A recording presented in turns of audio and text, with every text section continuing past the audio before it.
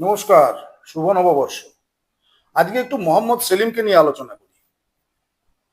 উনি মুর্শিদাবাদে ওনার দলের যিনি কমরেড আছেন তার বাড়িতে গেছিলেন এবং উনি বলেছেন সেখানে নাকি দাঙ্গাবাজরা ছিল। খুব ভালো কথা, শুনতে খুব ভালো লাগে। দাঙ্গাবাজ হিন্দু হয় না, দাঙ্গাবাজ মুসলমান হয় না। আচ্ছা, দাঙ্গাতে সবসময় হিন্দুরা মারা যায় কেন বলুন তো? পশ্চিম বাংলায় যতগুলো ঘটনা ঘটেছে মোহাম্মদ সেলিম, আপনাকে প্রশ্ন করছি, হিন্দুরা কেন মারা যায়? কেন গ্রেট ক্যালকাটা কিলিং এ হিন্দুরাই মারা যায়? কেন আপনার নোয়াখালী হত্যাকাণ্ডে হিন্দুরা মারা যায়? কেন কাশ্মীরের থেকে শুধু হিন্দুরাই উৎখাত হয়? আরে কমরেড, মানুষকে ভুল বোঝাচ্ছেন, বোঝান। আপনার দলের লোক যিনি বর্তমানে ধুলিয়ান থেকে উৎখাত হয়ে তিনি এখন বর্তমানে যে রিফিউজি ক্যাম্পে আছে, তিনিও আপনার দলে। তো তাকে উৎখাত করলো কারা? ওই যারা আপনার মতো নামের আগে মোহাম্মদ লেখে তারাই তো করেছে। তো আপনারই তো জাত ভাই করেছে। তাহলে আপনি তাদের উপর ধিক্কার জানিয়ে নিজের নামটা আগের থেকে মোহাম্মদটা বাদ দিন। সেটা পারবেন না। আপনি কাকে বোকা বানাচ্ছেন কমরেড? আপনি ভাবছেন যে আপনার এইসব ছক ছকগুলো কেউ বুঝতে পারছে না।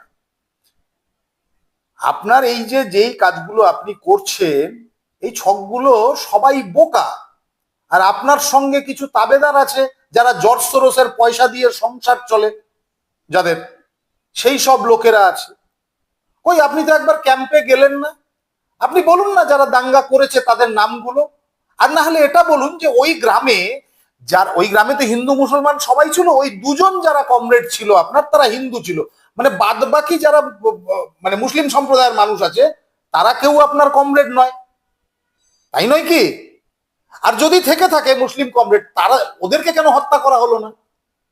কি কমরেড, ওখানে তো নিশ্চয়ই শুধুমাত্র হিন্দুরাই আপনার কমরেড ছিল না, ওখানে তো দু একজন আপনার মুসলিমও ছিল।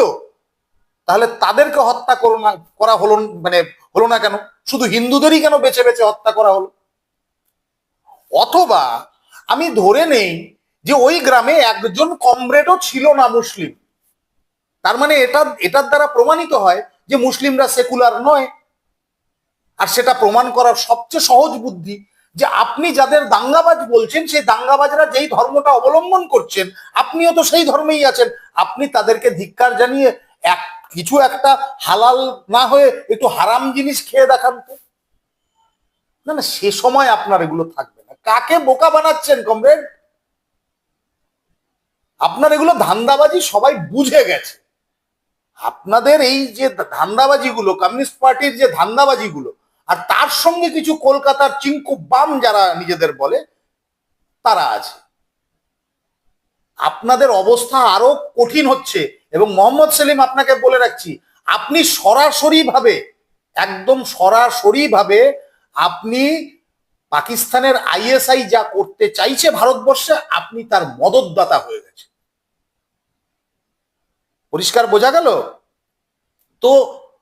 আপনার যেসব এজেন্ডা, সেই এজেন্ডাগুলো এখন আর কমরেড মার্কেটে খায় না। আচ্ছা, আপনি ওই লোকটির বাড়িতে গেলেন, খুব ভালো কথা। ওই লোকটির বাড়িতে গিয়ে তারা এটা নিশ্চয়ই বলেছে কারা হত্যা করেছে, সেটা একটু রেকর্ড করে শোনান না। যে ওই লোকগুলো এসেছিল দাঙ্গাবাজ, ওই লোকগুলো তো মুসলমান ছিল না, তাই না কমরেড? ওই লোকগুলো মুসলমান ছিল না, ওরা তো দাঙ্গাবাজ ছিল, তাই না? আপনি বলুন না, সেই নামগুলো বলুন না কেন? আসলে আপনাদের কাছে কোনো উত্তর নেই এবং আপনি পরিষ্কারভাবে আপনার যেটা ধর্মীয় এজেন্ডা সেটাকেই আপনি পালন করছেন। আপনার কোনো ক্ষতি হবে না। কিন্তু যারা এখনো, যেসব হিন্দুরা বিভিন্ন গ্রামে গঞ্জে এখনো কমিউনিস্ট পার্টিটা করছেন, জেনে রাখুন যেদিন আপনার গ্রামে হত্যালীলা চলবে, সেই হত্যালীলাতে আপনি মারা যাবেন, মোহাম্মদ সেলিমের কোনো ভাই বিরাদার মারা যাবে না। হত্যা করা হবে আপনাকে বেছে বেছে। যারা হিন্দু কমরেড আছেন, বলছেন হিন্দুরা কমরেড, সেই হিন্দু কমরেডদের মারা হবে। মোহাম্মদ সেলিমের মতো যারা মোহাম্মদ দিয়ে নামগুলো লিখছে তাদের কারো কোনো ক্ষতি হবে না। বাস্তবতায় ফিরুন। যারা খুব লাফাচ্ছেন চিঙ্কু বামরা, তারা বাস্তবতাতে ফিরুন। নববর্ষে একটাই কথা বলছি, যদি আপনাদের কমরেডগিরিটাও যদি বাঁচাতে হয় তাহলে পরে মোহাম্মদ সেলিমের পেছনটা ছাড়ুন। তাদের এজেন্ডা ওই সিদ্দিকুল্লার যা এজেন্ডা, ওই কি বলে ফিরাদ হাকিমের যা এজেন্ডা, আর হুমায়ুন কবিরের এজেন্ডা, আর হিজবুত তাহরির যে এজেন্ডার মধ্যে কোনো পার্থক্য নেই। মোহাম্মদ সেলিম বাংলাদেশের ব্যাপারে কোনো কথা বলেনি, কারণ ওখানে হিন্দু হত্যা হচ্ছে, তো আপনি বলবেন কেন? সুতরাং আপনাদের এজেন্ডাগুলো পরিষ্কার হয়ে গেছে।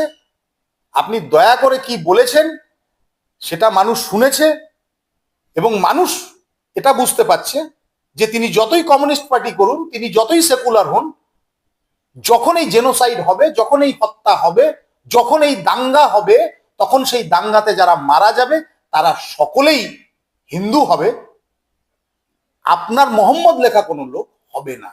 এটা বাস্তবতাটা আপনি জেনে রাখুন। শুভ নববর্ষ, সবাই ভালো থাকবে।